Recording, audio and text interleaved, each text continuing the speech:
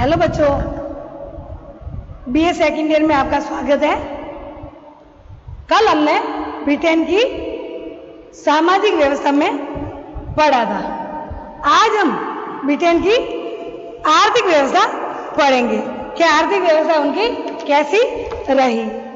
तो इसके बारे में थोड़ा सा परिचय कि कैसी उनकी आर्थिक व्यवस्था थी।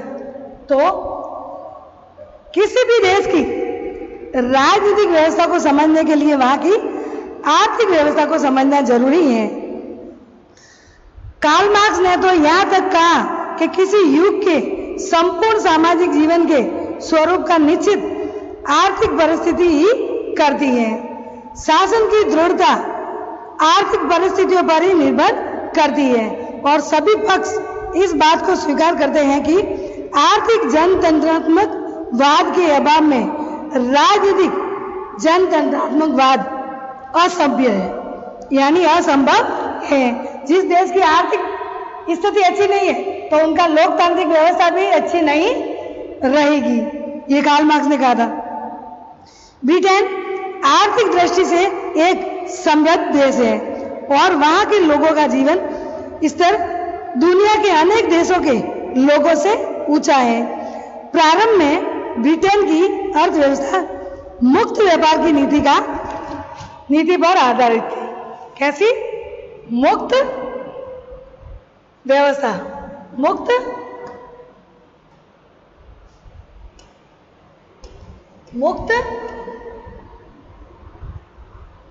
व्यापार,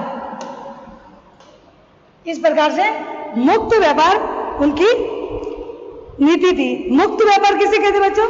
मुक्त व्यापार यानी बिना टैक्स के आयात निर्यात करना, कम टैक्स या बिना टैक्स के दूसरे देशों से आयात निर्यात करना, वो है मुक्त व्यापार की नीति पर आधारित थी। परंतु धीरे धीरे राज्य का प्रभाव बढ़ता गया और आज इस क्षेत्र में इसकी भूमिका सक्रिय हो गई। सरकार ब्रिटेन के औद्योगिक विकास के लिए सभी तरह से प्रयास करती है। पूंजीपतियों एवं श्रमिकों के पारस्परिक संबंधों को सुदृढ़ व मधुर बनाए रखने का प्रयास करती है। श्रमिकों के जीवन स्तर को ऊंचा उठाने के लिए अनेक कल्याणकारी योजना को भी लागू किया जाता है। यद्यपि आज ब्रिटेन की गणना विश्व के समृद्ध देशों में होती है, परंतु आर्थिक उदारीकरण के इस दौर में ब्रिटिश अर्थव्यवस्था के सामने अनेक चुनौतियां हैं। जापान एवं जर्मनी जैसे देशों की आर्थिक विकास की गति जहां निरंतर बढ़ रही है, वहां ब्रिटेन की अनेक समस्या से जूझना पड़ रहा है। ब्रिटिश अर्थव्यवस्था की प्रमुख विशेषताएं, तो विशेषता में हम आर्थिक व्यवस्था में ब्रिटिश अर्थव्यवस्था की प्रमुख विशेषता है। तो पहली विशेषता है उद्योग प्रधान देश। उद्योग प्रधान देश ब्रिटेन की अर्थव्यवस्था में या ब्रिटिश के अर्थव्यवस्था वहां के उद्योगों पर निर्भर करती है। विश्व के जिन देशों ने सर्वप्रथम औद्योगिकरण हुआ उनमें ब्रिटेन का प्रमुख स्थान है। अपनी भौगोलिक स्थिति के कारण वह विश्व के अधिकांश देशों के साथ आसानी से व्यापार कर सकता है। उसने अपने व्यापार के विकास हेतु अनेक बहुराष्ट्रीय एवं संयुक्त कंपनियां का निर्माण किया। बहुराष्ट्रीय यानी बड़ी बड़ी कंपनियां और संयुक्त यानी साझेदार, दो देशों से मिलकर साझेदार या सरकारी और प्राइवेट का साझेदार ऐसे, जिसमें 19वीं सदी के प्रारंभ तक उसकी गणना विश्व के समृद्ध एवं शक्तिशाली देशों के रूप में होने लगी। प्रारंभ में जहां ब्रिटेन में कपड़े, लोहा, लकड़ी आदि उद्योगों को प्रधानता दी जाती थी, वहां आज धीरे धीरे विज्ञान एवं तकनीक के विकास के परिणाम स्वरूप नए नए रसायन, इंजीनियरिंग और लोहा जैसे उद्योगों का विकास होने लगा है। पहले छोटे मोटे कपड़े वगैरह लो ये था, अब नए नए इंजीनियरिंग वगैरह बड़े बड़े औद्योगिकरण होने लग गए हैं। ब्रिटेन में जैसे जैसे उद्योगों का विकास हुआ है, कृषि की उपेक्षा बढ़ती गई है तथा नगरीकरण का विकास हुआ है।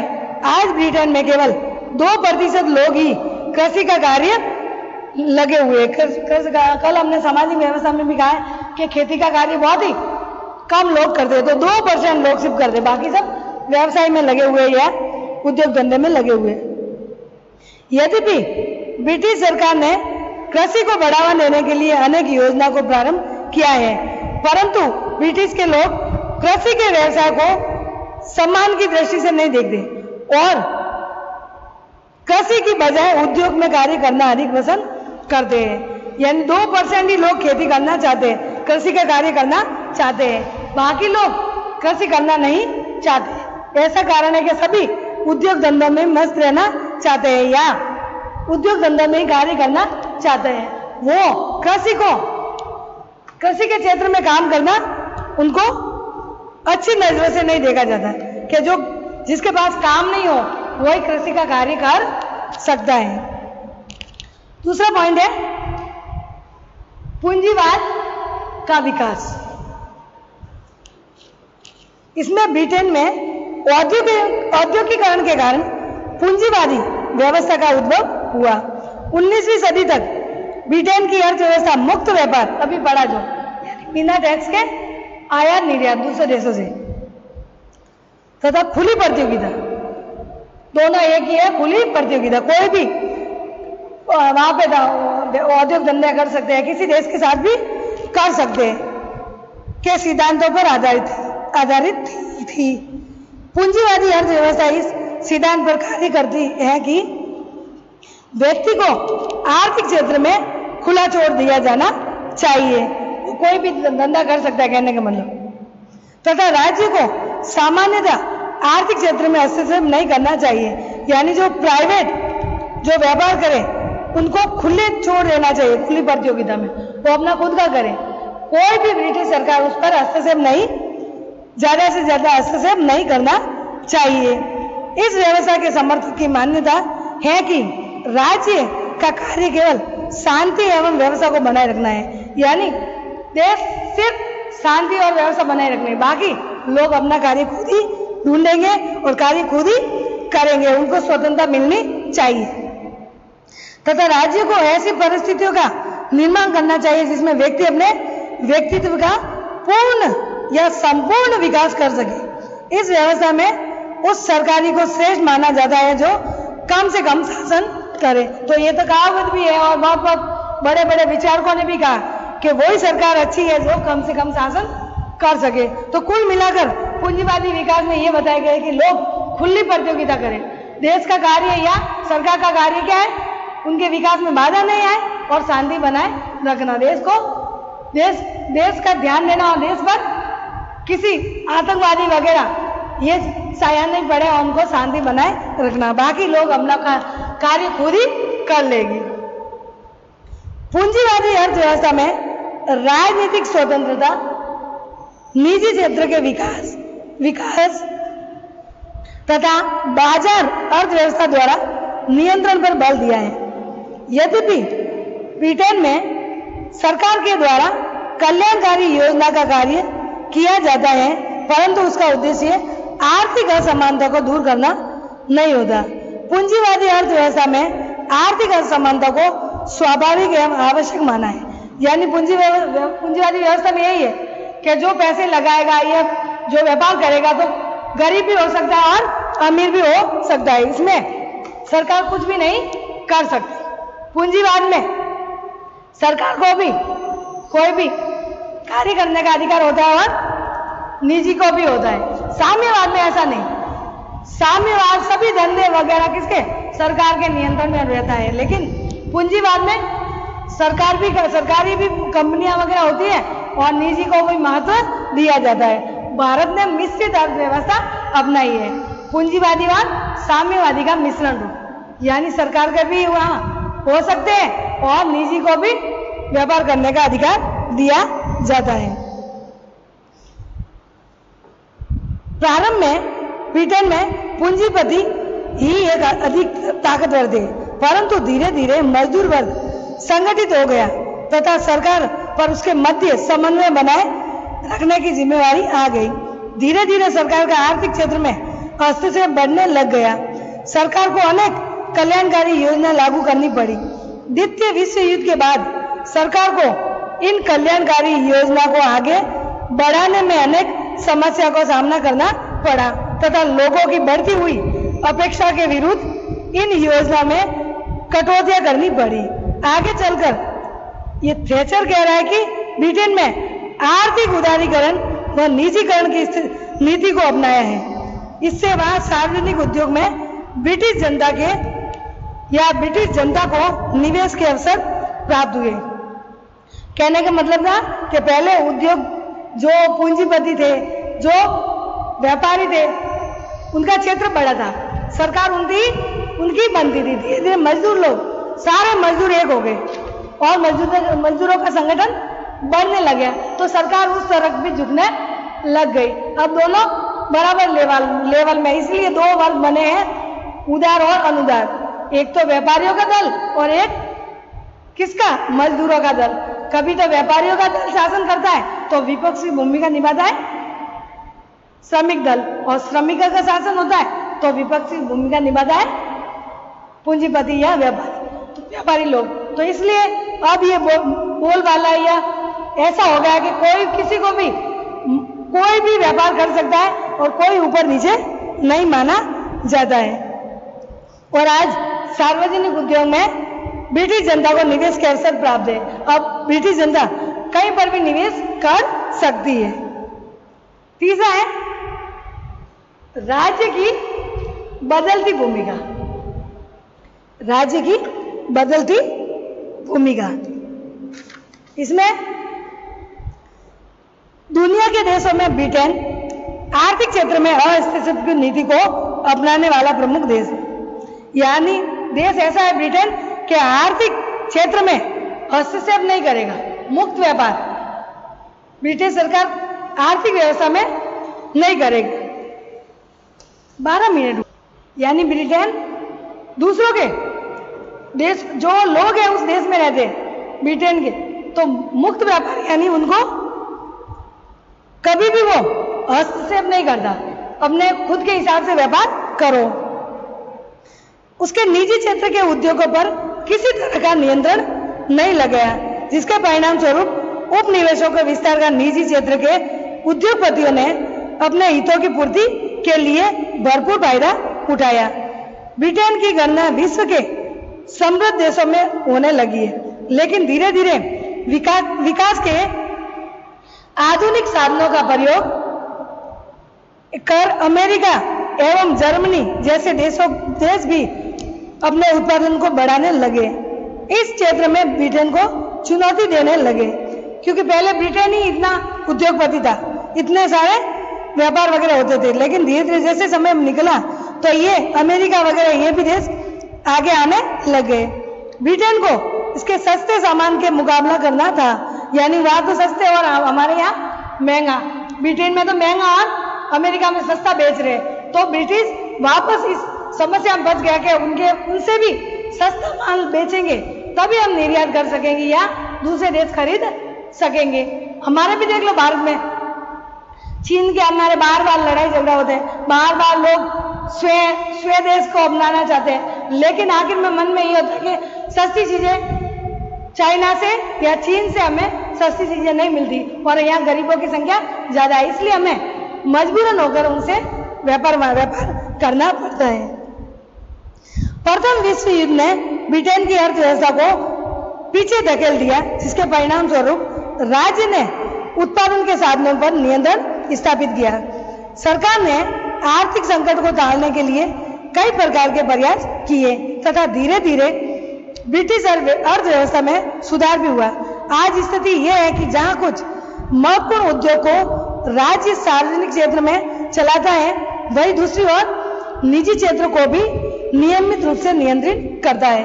कुल मिलाकर ब्रिटिश अब सिर्फ दोनों को, सरकार को भी महत्व देते हैं और निजी को भी महत्व दे रहा है, क्योंकि निजी ज्यादा कार्य करेंगे तो सरकार में टैक्स ज्यादा आएगा, और सरकार का है तो सरकार विकास की ओर बढ़ेगा, देश विकास की ओर बढ़ेगा। सरकार को श्रमिकों के हितों का भी पूरा ध्यान रखना पड़ता है तथा इसके लिए लोक कल्याणकारी की नीतियों को क्रियान्वित करना पड़ता है। ब्रिटेन में निजीकरण के पश्चात कंपनियों व उद्योगों पर प्रभावी नियंत्रण रखने के उद्देश्य से भी कई नियामक आयोग की स्थापना की गई, यानी कई नियम स्थापित किए तथा इसकी संख्या निरंतर बढ़ती जा रही है।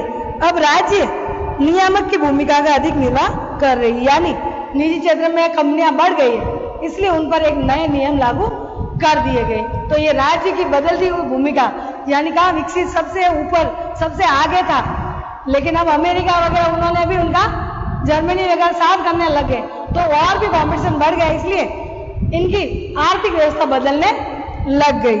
वो प्राइवेट को महत्व देने लगे और उन पर अलग अलग नियम भी लगाने लग गए। चौथा पॉइंट है लोक हितकारी राज्य की धारणा। लोक हितकारी राज्य की धारणा, जो राज्य व्यक्तियों के सामान्य कल्याण के लिए निरंतर प्रयत्नशील रहता है उसे लोक कल्याणकारी राज्य कहते हैं। यानी जो भी देश लोगों के हित के लिए निरंतर कार्य करता ही रहता है और लोगों के हर सामाजिक, आर्थिक, राजनीतिक, सांस्कृतिक, तकनीकी हर क्षेत्र में लोक हित के कार्य करते ही रहता है, उसको कहते हैं लोक कल्याणकारी राज्य। इसमें इस उद्देश्य की प्राप्ति के लिए प्रयास किया जाता है कि व्यक्तियों को न्यूनतम जीवन जीने या स्तर अवश्य प्राप्त हो तथा व्यक्ति को अपने व्यक्तित्व के विकास के लिए समुचित अवसर प्राप्त हो सके। यानी हर किसी को जो न्यूनतम जीवन जी रहा है उसके लिए भी कल्याण के कार्य राज्य करे और जो उच्चतम जीवन जी रहा है उसके लिए भी अच्छा सा कार्य करे या उनके हित के लिए कार्य करे। आज दुनिया के सभी देश अपने को लोक कल्याणकारी राज्य मानते हैं और इस संबंध में उसकी अपनी अपनी धारणा है। क्यों है? क्योंकि जहां लोकतंत्र है तो वहां लोक कल्याणकारी जरूर होगा, क्योंकि जहां लोक कल्याणकारी कार्य नहीं होगा तो वहां लोकतंत्र भी नहीं रहेगा। क्योंकि लोग इसलिए वोट देते हैं, जनता को चुनते हैं ताकि उनके जीवन के हित के लिए या लोगों के कल्याण के लिए कार्य कर सके। तो आज करीबन जो लोकतांत्रिक कार्य है या जो लोकतांत्रिक देश है उनको लोक कल्याणकारी कार्य करने ही होगी, तभी वो जनता के हित के लिए कार्य कर सकेगी और देश के हित के लिए भी कार्य कर सकेगी। ब्रिटिश कल्याणकारी राज्य उदारवादी परंपराओं पर आधारित है। इसमें व्यक्ति को सर्वोच्च समझकर प्राथमिकता भी दी है तथा व्यक्ति के कल्याण को आज कल्याण का आधार माना है। ब्रिटेन में व्यक्ति के व्यक्तिगत संपत्ति का अधिकार को सुरक्षित माना है। बिल्कुल, जो ओवर टाइम करेगा, ज्यादा मेहनत करेगा, उनको संपत्ति इकट्ठे करने का अधिकार है, लेकिन गैर कानूनी तरीके से कोई भी नहीं करेगा। तथा आर्थिक असमानता को स्वाभाविक माना है, यानी आर्थिक असमानता तो रहेगी, सब एक लेवल में नहीं आ सकते। कई पिछड़े हुए, कोई गरीब, कोई पूंजी, कोई अमीर, कोई और भी अमीर, तो उच्च वर्ग, निम्न वर्ग और मध्यम वर्ग, उच्च वर्ग, मध्यम वर्ग बीच में और निम्न वर्ग और उससे भी नीचे गरीब हो सकते। तो ये ब्रिटिश कह रहा है कि ये तो ब्रिटिश के सरकार कह रही कि ये तो नियम है कि आर्थिक असमानता तो मिटा नहीं सकते, लेकिन लोगों के हित के कार्य करने की हमेशा कोशिश की जाएगी। राज्य का उद्देश्य व्यक्ति को न्यूनतम सुविधा उपलब्ध करवाना माना है। राज्य शांति एवं व्यवस्था को बनाए रखने के लिए शिक्षा, स्वास्थ्य, यातायात व संचार जैसे आवश्यक सार्वजनिक सुविधा उपलब्ध करवाना है। यानी लोगों के लिए शिक्षा, स्वास्थ्य, शिक्षा के लिए हॉस्पिटल, शिक्षा के लिए स्कूलें, कॉलेज सब खुलवाना और स्वास्थ्य के लिए हॉस्पिटल, सारी बड़ी बड़ी बीमारियों के इलाज के लिए हॉस्पिटल, यातायात के साधन, व्यापार करने के लिए बसें, ट्रेनें, हवाई जहाजें, ये सब उपलब्ध कराना था, तभी लोगों के हित के कार्य हो सकेंगे। तो और लोकतांत्रिक कार्य ये कार्य करते हैं। ब्रिटेन में कल्याणकारी राज्य के संबंध में समय समय पर सरकारी नीतियों में परिवर्तन होता रहा है। 1970 तक ब्रिटेन की अर्थव्यवस्था सुदृढ़ थी। सरकार को कल्याणकारी योजना को चलाते समय में कोई कठिनाई नहीं आई, लेकिन 1970 के बाद सरकार के सामने आर्थिक समस्या उत्पन्न होने लगी। कल्याणकारी योजना को जारी रखना कठिन हो गया। ऐसे समय में मार्गरेट थैचर ने कहा कि आर्थिक उदारीकरण व निजीकरण की नीति को अपनाया जाए। आर्थिक उदारीकरण और निजीकरण, प्राइवेट को भी इस व्यापार वाणिज्य में क्या उनको भी मौका दिया जाए व्यापार करने के लिए, निजी को भी। आर्थिक क्षेत्र में राज्य की भूमिका को सीमित करने का बल दिया। अब कल्याणकारी सेवा को भी निजी उद्योगों को सौंपा गया, यानी कल्याणकारी कार्य के लिए जो निजी है, कंपनियां हैं, निजी हॉस्पिटल है, उनको भी कहा गया कि आप कल्याणकारी कार्य कर सकते हैं, लेकिन निजी हॉस्पिटल है तो उनको फीस ज्यादा देनी पड़ेगी। जो उच्च वर्ग वहां जा सकते हैं और निम्न वर्ग सरकारी में जा सकते हैं। तो कहने का मतलब सभी की जांच हो सकती है। उच्च वर्ग बड़ी बड़ी स्कूलों में जा सकते हैं प्राइवेट में, और निम्न वर्ग या जो गरीब है वो आम स्कूलों में जा सकता है। तो ये सुविधा दोनों पूंजीवादी में भी संभव हो सकती है। कल्याणकारी सेवा को निजी में सौंपा गया। आर्थिक खर्च को सीमित कर दिया गया। धीरे धीरे कुछ सेवाओं को केवल असमर्थ लोगों तक ही सीमित कर दिया गया है, जबकि कुछ सेवाओं का वास्तविक खर्च उपभोक्ता से प्राप्त करना शुरू कर दिया। यानी कुछ सेवाएं लोगों को देगी, जैसे पेंशन, हमारे यहाँ पेंशन व्यवस्था, जिसके अपाहिज है, जो आगे पीछे नहीं है, जो बूढ़े हैं, तो उनको पेंशन सुविधा दी जा सकती है, लेकिन सभी के लिए नहीं है। आज ब्रिटेन के सभी दल कल्याणकारी राज्य की अवधारणा के समर्थक है, और यही कारण है कि चाहे कोई राजनीतिक दल सत्ता में रहे, वह कल्याणकारी योजना को समाप्त नहीं कर सकता है। यही कारण है कि ब्रिटिश के लोग वृद्धावस्था, बीमारी या असमर्थता की स्थिति में सुरक्षा प्राप्त हो सकती है। कहने का मतलब सरकार वृद्धावस्था, विकलांग, जो आगे पीछे कोई नहीं है, वो अनाथ है, उनके लिए सरकार द्वारा कार्य कर दिया जाता है। बाकी सब अपने अपने लेवल में कार्य कर सकता है।